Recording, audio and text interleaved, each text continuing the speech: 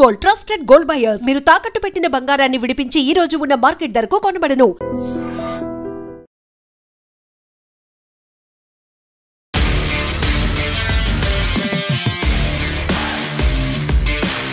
నమస్తే, welcome to iDream weekend update with Kavitha. మనతో పాటుగా ఉన్నారు foundation for democratic reforms founder doctor Jayaprakash Narayana గారు. సార్ నమస్తే. సార్ నమస్తే కవిత. సార్, మన దేశం గురించి మాట్లాడుకున్నప్పుడు ప్రధానంగా మాట్లాడుకునేది న్యాయ వ్యవస్థకి సంబంధించి. ఈ మధ్యకాలంలో ఎక్కువగా విమర్శలు అనేవి కూడా వినిపిస్తున్నాయి. ఇప్పుడు ప్రస్తుతం ఉన్నటువంటి ఒక వాదన ఏంటంటే కాన్స్టిట్యూషన్ అనేది అందరికీ ఈక్వల్గా లేదు, బయాస్డ్గా ఉంది, రైట్స్ అనేవి హిందువులకు లేకుండా పోయాయి అనేది. సుప్రీంకోర్టు చీఫ్ జస్టిస్ గవాయి మీద జరిగినటువంటి ఒక దాడి, షూ విసిరేయడం కూడా, మా దేవుణ్ణి అవమానించేలా మాట్లాడారు అనేటువంటి ఒక మాట. ఈ మొత్తం ఎపిసోడ్లో ఏం జరిగింది? రెండు వేరు వేరు అంశాలు. మొట్టమొదటిది, ఎన్నికైన ప్రతినిధుల్ని అగౌరవపరచమని చెప్పేది గౌరవపరచండి అంటున్నాను.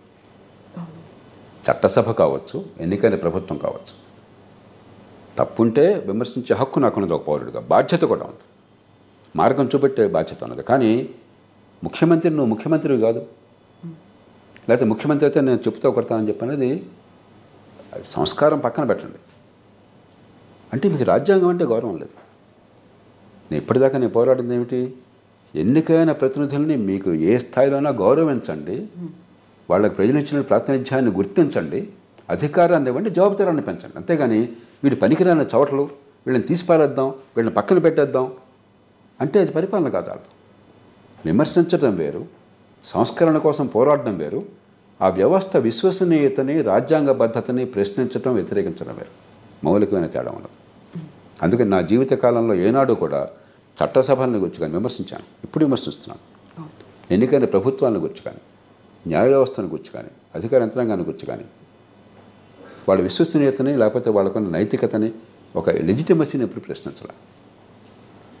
కాబట్టి అది సుప్రీంకోర్టు కావచ్చు, చట్టసభలు కావచ్చు, ఎన్నికైన ప్రభుత్వాలు కావచ్చు, హేతుబద్ధంగా, శాంతియుతంగా, తర్కబద్ధంగా విమర్శ చేసే హక్కు, మార్గాన్ని చూపెట్టే బాధ్యత మనందరికీ ఉండదు.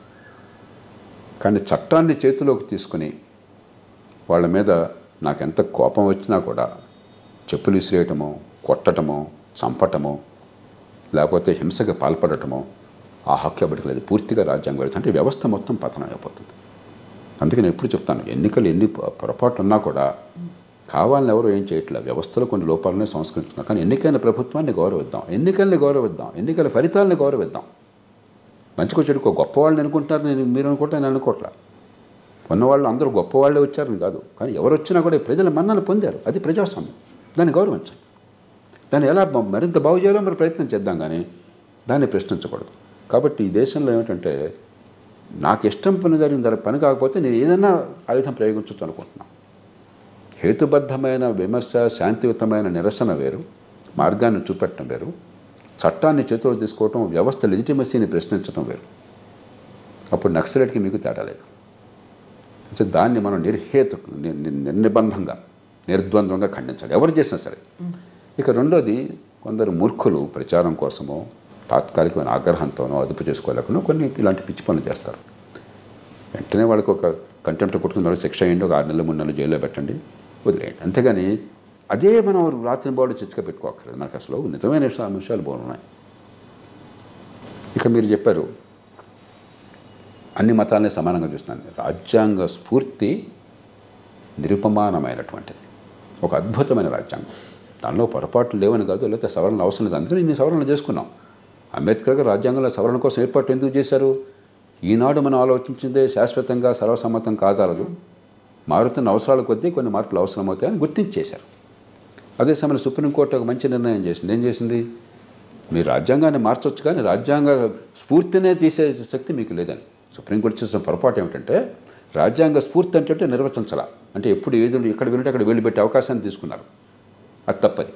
కానీ నిర్దిష్టమైన అంశాలు, వయోజన ఓటు హక్కు, అందరికీ సమానమైనటువంటి చట్టం ముందు అందరూ సమానంగా ఉండే ఏర్పాటు, ప్రాథమిక హక్కులు, అధికారాల విభజన, ఫెడరల్ వ్యవస్థ, ఇవన్నీ నిర్నిబంధమైనవి. దీనిలో ఏ రకమైన అభిప్రాయ భేదానికి తావులేదు. అంతకుమించి వీళ్ళు ఎక్కువ పెట్టకూడదు. కానీ రాజ్యాంగ మూల స్వరూపాన్ని మార్చే అవకాశం లేదు. అవసరమైతే మిగతా విషయాలు రాజ్యాంగాన్ని మార్చుకోవచ్చు.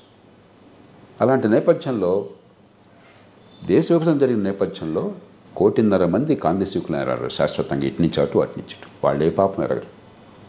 వాళ్ళ కర్మ కొద్దీ ఒక మతంలో పుట్టారు. మన వాళ్ళు 199 మంది ప్రపంచంలో కానీ మన దేశంలో కానీ పాకిస్తాన్లో కానీ ఫలానా మతం కావాలని ఎంచుకుని వెళ్ళిన వాళ్ళు 100 కూడా ఉండరు. కాదంటే చెప్పండి నాకు గణాంకాలు చూసి. 199 మంది పుట్టిందే ఆ మతం, లేకపోతే ఆ కులం పేరు పెట్టేశారంతే. ఆ కారణంగా అకృత్యాలకు గురై 2 పక్కల కూడా పాపం కాంగ్రెసీకులు అన్నారు. 10-15 లక్షల మంది ప్రాణాలు కోల్పోయారు. ఆ నేపథ్యంలో పాకిస్తాన్ లాగా మనం ప్రవర్తించకూడదు. మతం చుట్టూ తిరిగే రాజ్యం కాదు మాది, అన్ని మతాలని సమానంగా చూస్తే అదనపు భరోసా ఇవ్వడం కోసం కొత్త పదజాలాన్ని వాడారు. అది మైనారిటీల సంస్కృతి పరిరక్షణ కోసం అని చెప్పి అన్నారు. దాన్ని తర్వాత భాష్యాల్లో పొరపాటు చేశారు. సంస్కృతి పరిరక్షణ వేరు, ఇంజనీరింగ్ కాలేజీ వైద్య కళాశాల వేరు. ఆ విషయంలో ఖచ్చితంగా మనం చేస్తున్నటువంటి తీరు పొరపాటు, రాజ్యాంగం పొరపాటు కాదు. రాజ్యాంగాన్ని అనుభవించుకోవడం పొరపాటు. రాజ్యాంగంలో వాడిన భాష మీ భాషని కానీ మీ సంస్కృతి కానీ పరిరక్షించుకోవడం కోసం అల్పసంఖ్యాక వర్గాలకు ప్రత్యేక హక్కులు ఉన్నాయన్నారు. అలా కాకుండా అల్పసంఖ్యాక అనే పేరు ఉన్నట్టయితే నేను ఏదైనా చేయొచ్చు, నాకు మామూలు చట్టం వర్తించదు అని చెప్పి అన్నదాన్ని మనం ఆ భాష్యాన్ని మనం చెప్పాం, రాజ్యాంగం చెప్పాలి. దాన్ని సవరించాలి, ఆచరణలో సవరించాలి. అప్పుడు ఈ గొడవ ఉండదు. అంతేగాని మన రాజ్యాంగం అందరినీ సమానంగా చూడలేదు అన్నది పొరపాటు వాదన. నేను ఒప్పుకున్నాను. కొన్ని సందర్భాల్లో కొన్ని ప్రత్యేకమైన పరిస్థితులు ఎదురైతే దాన్ని ఎలా సామరస్యంగా మనం పరిష్కారం చేసుకుందాం. కానీ ప్రతిదాన్ని ఓ మతమో కులమో పేరు పెట్టి గందరగోళం చేయదు. మరో మాట కూడా కొంచెం మీరు అడగకపోయినా చెప్తున్నాను. నేను పుట్టింది ఒక హైందవుడిగా నేను అనుకోలే ఏనాడు. కానీ చెప్పాం కదా, ఆ మతాన్ని పాటించేటువంటి కుటుంబంలో పుట్టినప్పుడు మీరు ఆ కుటుంబం మతంగా లెక్కేస్తారు. నన్ను మతం అడిగితే ఎప్పుడు నేను బ్లాంక్ పెట్టేస్తాను. కొందరు ఏ రాసుకుంటారో నాకు తెలియదు. నాకు దేవుడు అనేవాడు, నాకు దేవుడు అనేటువంటి వాడు నమ్మే వాళ్ళందరినీ నేను గౌరవిస్తాను. మీరు? నా వరకు దేవుడు నాడు నాకు తెలియదు. నేను సంశయవాదిని. నాది బుద్ధుడి తత్వం. అదే దేవుడు నాడో నాకు తెలియదు. కానీ మనిషి ఉన్నాడు, సమాజం ఉంది, సమస్యలు ఉన్నాయి, పరిష్కారాలు అవసరం, మనిషికి బాధలు ఉన్నాయి, తొలగించడం సాధ్యమైతే చేద్దాం, మనకు ఒక జీవితకాలం ఉందని నమ్మేవాడిని. అగ్నాస్టిక్ అంటాం.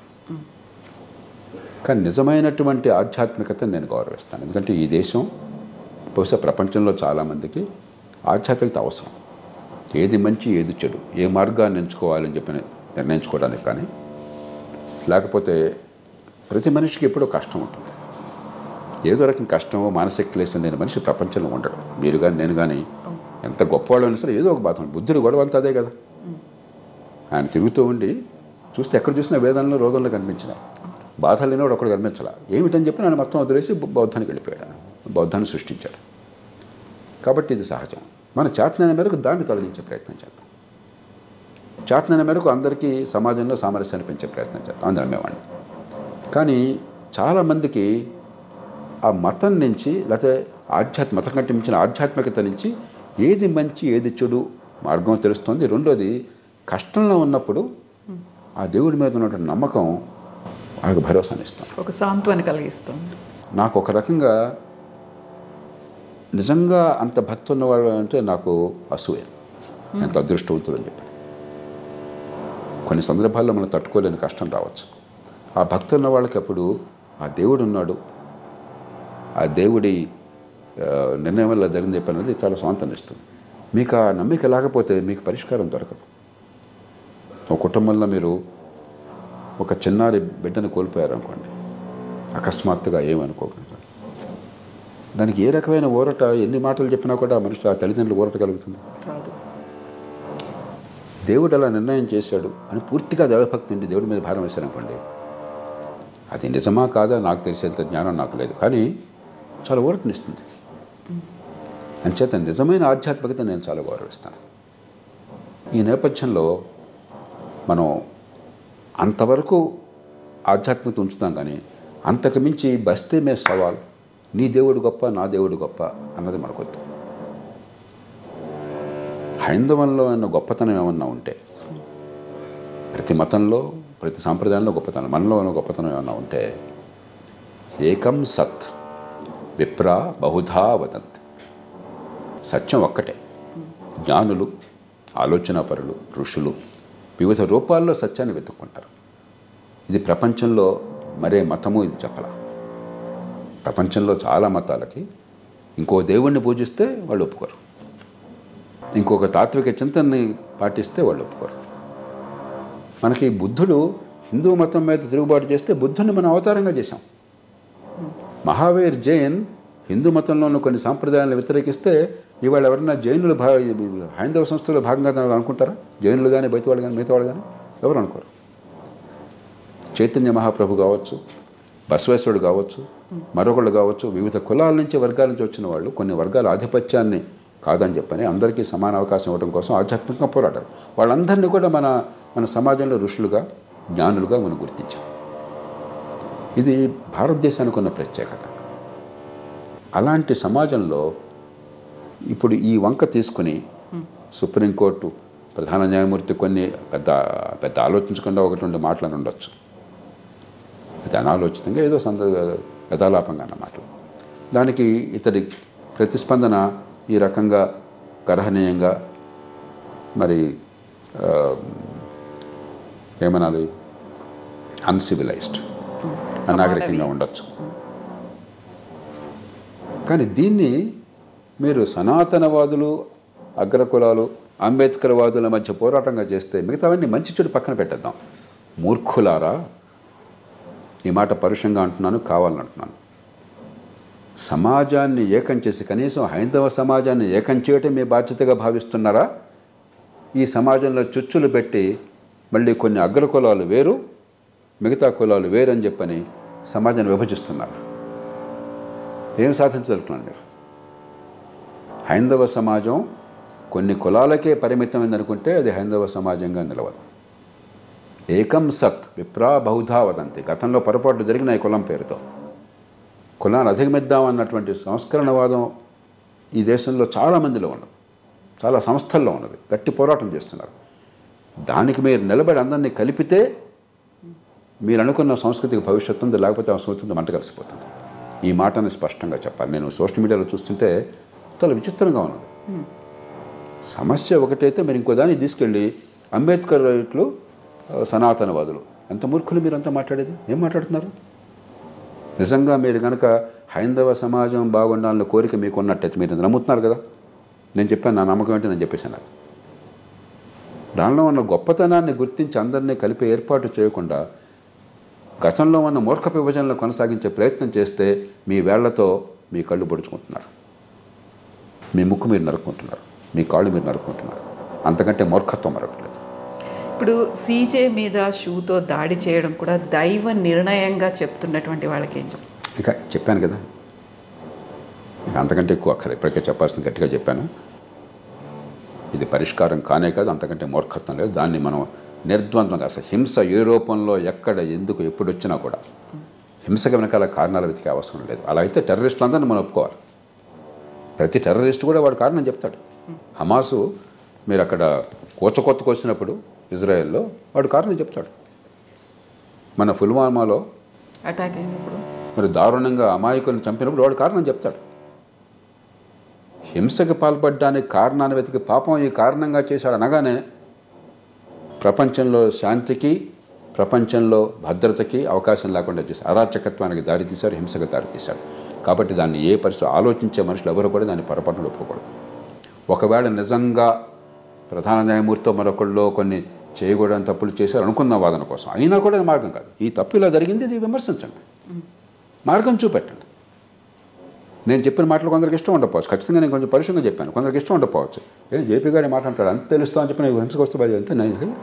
నేను గోండాల రాజ్యం ఇది బడుతున్నాడు బర్రె. ఇంకా రాజ్యం ఎందుకు, రాజ్యాంగం ఎందుకు? హింసకు పాల్పడ్డాక రాజ్యాంగం గురించి మాట్లాడే హక్కు మీకు ఎక్కడుంది అసలు? రాజ్యాంగం ఓటు ఇంటి ఉద్దేశం ఏంటి? శాంతియుతంగా మన సమస్యల పరిష్కారం చేసుకోవడం, ఏకాభిప్రాయాన్ని సాధించడం. నక్సలైట్లు ఏమంటున్నారు, మావోయిస్టులు ఏమంటున్నారు, ఇదంతా మేము ఒప్పుకోం కాబట్టి హింసకు పాల్పడతాం అంటున్నారు. మంచి వచ్చాడో వాళ్ళ సిద్ధాంతం హింసకు పాల్పడమంటుంది. మీ సిద్ధాంతం రాజ్యాంగం మీరు చెప్తున్నారు, ప్రజాస్వామ్యం మీరు చెప్తున్నారు. మీరు అదో ఇదో తెలుసుకోండి, అంతేగాని ఇది రెండు కావాలని బాగుంది. రెండు ఉండవు, ఒకటే ఉంటుంది. మీరు హింసకు పాల్పడతాం అది మార్గం అనుకుంటే ఈ దేశం చూసుకుంటుంది ఏం చేయాలి మిమ్మల్ని, అంతేగాని రెండు కావాలని బాగుంది. అవగాలు భోగాలంటే సాధ్యం కాదు. Thank you so much sir. Thank you sir. And for more videos, Please subscribe to iDream. Please subscribe to iDream. Please subscribe iDream. And please subscribe to iDream. For more videos, subscribe to iDream. please like, share and subscribe to the channel. Congratulations, iDream. Subscribe to iDream. Subscribe to iDream. So subscribe to iDream Media.